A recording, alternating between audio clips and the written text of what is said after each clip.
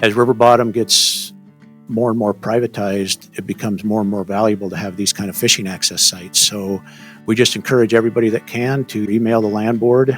This is MCVcast. I'm Aaron Murphy, Executive Director of Montana Conservation Voters. That was Tony Jones of the Bitterroot Valley. We'll be hearing from him and also from Chuck Otto of the Anaconda Sportsmen Club about plans for some of Montana's newest public land in just a few moments. MCV's Deputy Director, Whitney Tawney, is dialing in from Bozeman, and so is Political Director Jake Brown from Helena. Let's start this week with an update on news affecting every single person in Montana. No shirt, no shoes, no mask, no service. It's that simple. I can't say enough about just how easy it is to wear a mask. You saw me take mine off before speaking today. Just like how we put a seatbelt on when we get in the car and unbuckle it when we need to get out. That was Governor Steve Bullock this Wednesday, issuing a mandatory order for most Montanans to wear masks in indoor public places. This as the state reports more and more cases of COVID-19 every day. The pandemic is changing our plans here at MCV too. We recently made the tough decision to make our annual fundraising gala on October 1st a virtual event. We originally planned to hold our event in person at the Livingston Depot, but the health and safety of our neighbors always comes first. Anyway, stay tuned for more details. The pandemic certainly isn't slowing down candidates on the campaign trail. Jake Brown is following news from MCV's endorsed candidate for Montana governor, Mike Cooney. That's right, Murph. MCV endorsed candidate Mike Cooney just released his public lands plan to lay out some of the policy specifics that he'll stand up for if elected. And it's who we are as Montanans, and it's going to be a very important part of the campaign. And it really is something that distinguishes me from my opponent, Mr. Gianforte. I've fought hard bringing results when it comes to Montana's public lands, where Mr. Gianforte has taken some stands that have flown in the face of the best interest of public lands in Montana. He sued to keep Montanans from having access to the Gallatin River. He has voted in Congress and written legislation to take protection away from over 700,000 acres of land in Montana. Some of the big takeaways from the plan is increasing public lands access, expanding the Habitat Montana program and the block management program, and increasing the number of fishing access sites and protecting our coveted stream access laws. Cooney and his campaign continue to champion public lands as an issue, which really just sets up a stark contrast between him and his opponent, Congressman Greg Gianforte. Not only did Gianforte sue to block access to a popular fishing access site on the Gallatin River, but he also introduced a bill that would have stripped protections from over 700,000 acres of public lands, the single biggest rollback in Montana history. Kudos to the Cooney campaign for going further than just protecting our public lands, but actually increasing access and other protections. Thanks, Jake. We have a link to Lieutenant Governor Cooney's Protect the Last Best Place plan in our show notes. More news this week about the Trump administration attacking our clean air and clean water. Whitney is following the latest development coming out of the White House. No surprise to anyone, the Trump administration has taken action again to weaken the National Environmental Policy Act, also known as NEPA. This bedrock environmental law, put into place by President Nixon in 1970, requires all government agencies to go through a formal review and mitigation process for environmental impacts and the development of resource extraction projects. But now, with Trump's new rollback, the permitting process will be sped up on the development of pipelines and other construction projects with less scrutiny that ignores any climate impacts. This news is even more disheartening because the Center for Western Priorities conducted an analysis of public comments submitted to the Council on Environmental Quality in response to their proposal to weaken NEPA enforcement and found that 94% of public commenters opposed the Trump administration's proposed changes. So once again, who is running our government and who are they representing? That news comes on the heels of another Trump administration push to put development ahead of the environment. A recent rule by the EPA will limit what issues state and tribal governments can consider when approving federal permits under the Clean Water Act. Historically, states and tribes can review projects for a number of reasons, such as what the proposed development will do to air quality, traffic congestion, and more. But Under this new rule, states and tribes can only evaluate projects on impacts to water quality alone. The rule also limits the amount of time state and tribal governments have to review proposed projects and gives the EPA sweeping powers to certify projects if the state's denial does not comply with the new rule. This new rule was immediately challenged in court by a coalition of environmental organizations, and we'll keep you posted on how that lawsuit develops. Grizzly bears in the greater Yellowstone ecosystem must remain on the endangered species list. That's the latest word from the Ninth U.S. Circuit Court of Appeals. The court says the U.S. Department of Fish and Wildlife must further study other subpopulations of grizzlies before bears in Yellowstone can come off the list. Wildlife advocates are praising the decision, saying it's a significant win in their fight to protect grizzly bears from trophy hunting. The state of Montana, along with the states of Wyoming and Idaho, join the Fish and Wildlife Service in the suit. This week, U.S. Senator John Tester announced that he will introduce legislation requiring all public lands that are leased to oil and gas companies go through a competitive auction, ending so-called non-competitive leasing. Currently, oil and gas companies and speculators are able to lease our public lands for oil and gas development for as little as $2 an acre through an absurd process called non-competitive leasing. These are lands other companies or investors initially passed over because there's little development potential, but were subsequently allowed to be sold to companies at rock bottom prices. In our state alone, 1.4 million acres, or 67% of all public lands leased for oil and gas development, are sitting idle. This is problematic because private companies hold the rights to our public lands for no reason but to inflate the appearance of their financial holdings with no benefit to Montanans. Tester's Leasing Market Efficiency Act will end this crazy process, ensuring taxpayer dollars are being spent responsibly and efficiently by reducing the amount of BLM staff time spent on non-producing leases, increasing transparency in the leasing process, growing revenues, and shifting land management priorities on low potential lands away from oil and gas development. We hope Senator Daines joins this effort to give Montanans a fair shake.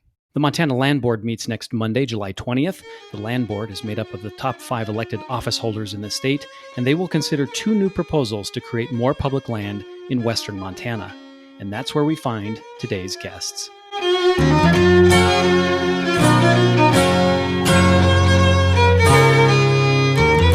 Today we're joined by 2 guests, Chuck Otto and Tony Jones. Chuck Otto is a lifelong sportsman who lives near Anaconda. He serves as treasurer of the Anaconda Sportsmen Club, one of Montana's oldest grassroots hunting and angling organizations that has worked for over 7 decades to conserve key wildlife habitat, foster ethical hunting and fishing, and promote public access to public lands and waters. Tony Jones is a lifelong Bitterrooter, president of the Ravalli County Fish and Wildlife Association, and an avid outdoorsman who is passing his passion for hunting, fishing, and conservation onto his grandchildren. He lives in Hamilton, Montana, along with his wife, Putsy. Thank you both for being here today, gentlemen. I'm really excited to learn more about 2 proposed projects coming in front of Montana's Land Board next week, especially because these projects in particular have really been gaining a lot of momentum and are locally driven.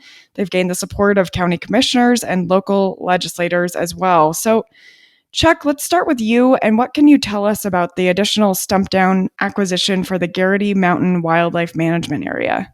Well, the stump down addition is about 600 acres, directly adjacent to the existing Garrity Wildlife Management Area. It's composed of a variety of habitats, from grasslands to aspen groves to conifer groves.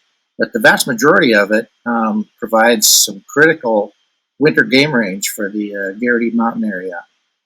Garrity kind of sits on the north side of the Pentlers, and so key winter game range is at a premium. I'm fortunate enough to live about a mile from the post-acquisition, and in the winter times, especially from about late February through April, you can see elk on that property almost any day that you want to go out there. So during that time frame, this particular piece of property is key to ensure that that elk herd can sustain itself. One other thing I might add too is that a lot of the property is low elevation for Anaconda.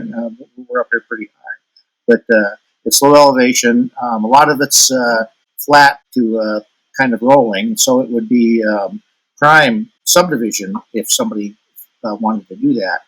And obviously, a subdivision right in key winter game range would probably devastate that elk herd. So it's very important that the public pick it up and provide access. A county road does go through the lower third of this property, and that would provide good access for hikers and bird watchers, as well as hunters and fishermen. About I think almost a half a mile of Warm Springs Creek is also included in this property. That's awesome. And it sounds like it's going to be a really great asset for the community of Anaconda and the state at large. I actually really am hoping to hunt an elk in this next while, so I will be checking that out in particular. So now, Tawney, what's happening in the Bitterroot? And can you tell us about Seaben White and what the project is doing, and just paint a picture of that area so we understand kind of why it's so special for those of us that might not have been there but want to go? Sure. Thanks, Whitney. This is a piece that is currently about 1.5 acres that's being leased right now by FWP for a fishing access. The proposal is 97 acres, and the bulk of it being along the river bottom. There's about 80 acres there that is all river. There's about 5 streams of braided West Fork that run right through the middle of it. Great piece of property for both wade fishermen and float fishermen there. And so it would expand it from about 1.5 acres to 97 acres. There's 20 acres on the west side of the road that will be accessed through a parking area that FWP is going to put in. And then it accesses up to about 80 miles of Bitterroot National Forest trails and roads. And that access then becomes available from the bottom of the West Fork. And we all know how that much river frontage, the value that's put on that, if this wasn't to become a fishing access. The current landowner was generous enough to take a substantial discount in price to keep this as public land. And we all know the value of river bottom and what would happen to that if it wasn't public. It would be behind orange spray paint and big house sitting there right now. So it's a very important piece of property right there in the bottom of the West Fork. There will be some camp spots, some primitive camp spots that will also be there, which a fair number of fishing access sites don't have. The trail on the west side of the road will be accessible by hikers, horsebackers, bicyclers, good multi-use piece of property. Well, both projects are really exciting, and they both are going to increase access, which, as we know, is a win-win for Montana, for not only just the people that live here, but also for our state's economy. So that is really exciting and good news. What's the process been like for the projects to get in front of the land board? Well, I can start with that. When this property on Stumptown Road first came up, we proposed that it be acquired and took it to the Anaconda Deer Lodge County Commissioners, and they've given their blessing to it. So from that point, we tried to gather up more public support for it, and generated a lot of interest in the community. And because it does have such good access, it's only about 2 miles west of the Anaconda city limits. It's going to provide a lot of public recreation in the future for not only the local community, but obviously anybody that wants to come down through this country. And so from that standpoint, I think the local community and local sportsmen especially are definitely in favor of this acquisition. And Tawney, what has it been like down in the Bitterroot as far as moving this project along? It's been a long process. The current owners, there were multi-owners from the same family, and they've worked really hard. This project's been on for about a couple of years now, working through the process with the family members and working with Gavin and the Bitterroot Land Trust. Also, Montana Wildlife Federation has been involved. But it's been a long process to get through that. The Bitterroot Land Trust has been great working with the current landowners to get this through. And it passed through the Open Lands Board here in Ravalli County with a donation of $250,000 towards that. There's been some private donors. Our club, our Ravalli County Fish and Wildlife Association, kicked in $10,000 for it. And Gavin has worked really hard with other private donors. After it passed the Open Lands Board, it went to the county commissioners, which passed 3-0 there, and now moving on to the Open Lands Board. So it's been quite a process for a few years, but we're finally seeing just one more hurdle. Well, what a legacy both of you are contributing to, because this is what Montana is all about, and being able to pass on our outdoor heritage to the next generation and everything else. It's really incredible work. And I know I can speak for all of us at MCV that we are really thankful for all the work that you're doing, and thankful for Fish, Wildlife, and Parks and all of the partners that have really put this over the edge. So as the last stop before these projects come into fruition, Montana's land board must give their stamp of approval. So our land board here in Montana is our top 5 elected officials: the governor, the attorney general, the commissioner of securities and insurance, the secretary of state, and the superintendent of public instruction. This Monday, our land board will be voting on whether or not Seaben White and Stumptown can move forward. So what can Montanans do to help push the projects over the finish line? If local concerned people could get a hold of their land board representatives, let them know that there is a lot of local support for these purchases. And in the case of the Stumptown property, if it didn't come into public hands, it would most certainly get developed, and that would affect not only the parcel that we're talking about, but it would impact a lot of the existing Garrity Mountain Wildlife Management Area, because it's right smack in the middle of it on the southern edge. So it's very important to get this, and I think people just need to let their land board representatives know that it's a good purchase. Yeah, and I agree. Either emailing or calling one of the staffers for the land board would be a great way to get the point across on how important these projects are.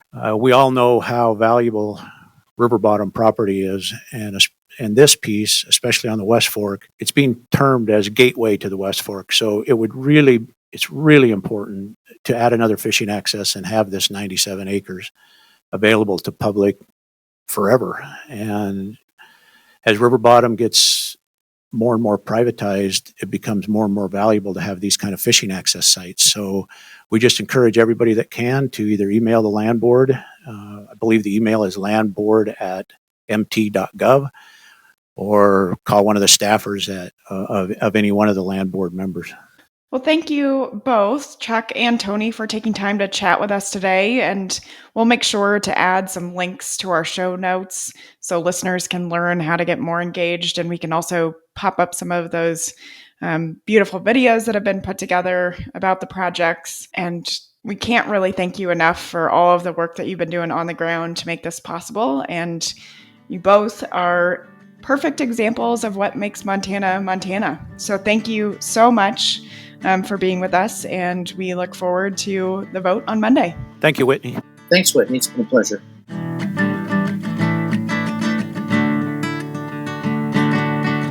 The views of our guests here on MCVcast do not necessarily reflect the views of MCV, its members, or its board of directors. Our organization is, however, very supportive of these 2 projects in the name of common sense conservation. At the top of the show, we mentioned that MCV's annual gala is now a virtual event. Last year, hundreds of supporters joined us for our 20th birthday celebration in Livingston. This year, we're going to make it easier for folks to participate in this event online. The program will be shorter, but we can't stress how important this gala is for the financial success of our organization. We need your support. If you'd like to be a sponsor of our gala, please send us a note at mcv@mtvoters.org. Of course, we welcome all financial support for MCV. We've made it as easy as possible at mtvoters.org/donate.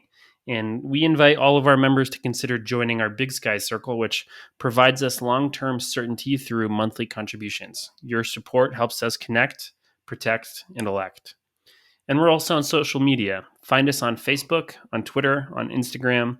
Join our movement by searching MT Voters. We want to close out today's show with a clip from an event MCV recently hosted with our endorsed candidate for Secretary of State, Senator Bryce Bennett.